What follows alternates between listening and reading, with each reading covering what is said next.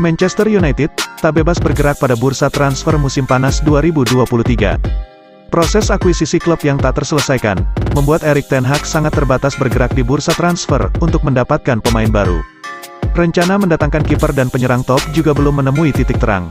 Oleh karenanya, Ten Hag dikabarkan akan menguangkan 11 pemain, dengan perkiraan akan mendapatkan lebih dari 100 juta pound sterling.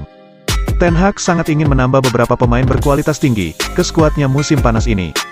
Namun, ia juga harus merampingkan skuadnya demi mengakomodasi pemain yang ingin didatangkan.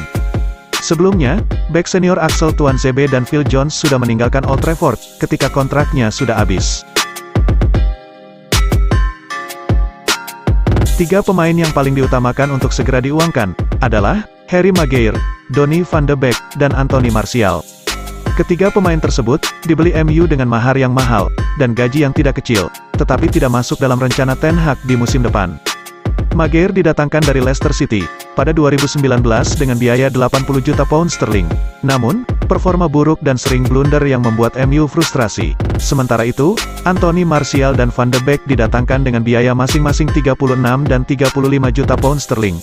Akan tetapi, sama seperti Maguire, keduanya tidak dapat memberi penampilan yang konsisten sehingga tergeser dari tim utama.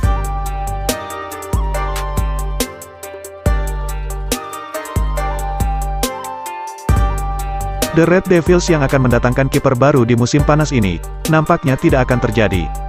Dilaporkan, Erik ten Hag telah berubah pikiran, dan memutuskan untuk tidak membeli kiper baru. Erik ten Hag dilaporkan kecewa dengan penampilan David De Gea, terutama setelah ia membuat 2 blunder fatal di final FA Cup 2022-2023. Lantas MU dilaporkan sudah mendekati sejumlah kiper top. Bahkan ada beberapa nama yang dikabarkan sudah sedikit lagi akan bergabung dengan Setan Merah. Dilansir The Mirror, situasi itu kini berubah. MU dikabarkan tidak akan mendatangkan kiper baru di musim panas ini. Menurut laporan tersebut, Erik ten Hag batal mendatangkan kiper baru karena harganya tergolong cukup mahal.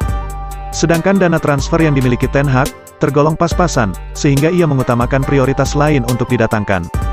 Jadi Ten Hag memutuskan untuk menunda pembelian kiper baru tersebut. Menurut laporan yang sama, Ten Hag memutuskan untuk tetap mengandalkan David De Gea di musim depan. Memang De Gea terkadang melakukan blunder, tapi ia juga berulang kali menyelamatkan MU dari kekalahan. Salah satu kekurangan De Gea adalah membangun permainan dari belakang. Ten Hag menilai, aspek itu masih bisa dilatih, sehingga ia memutuskan untuk mengandalkan De Gea di musim depan. Kontrak De Gea bersama Setan Merah akan berakhir di pekan ini, namun MU dilaporkan cukup optimistis untuk bisa mencapai kesepakatan.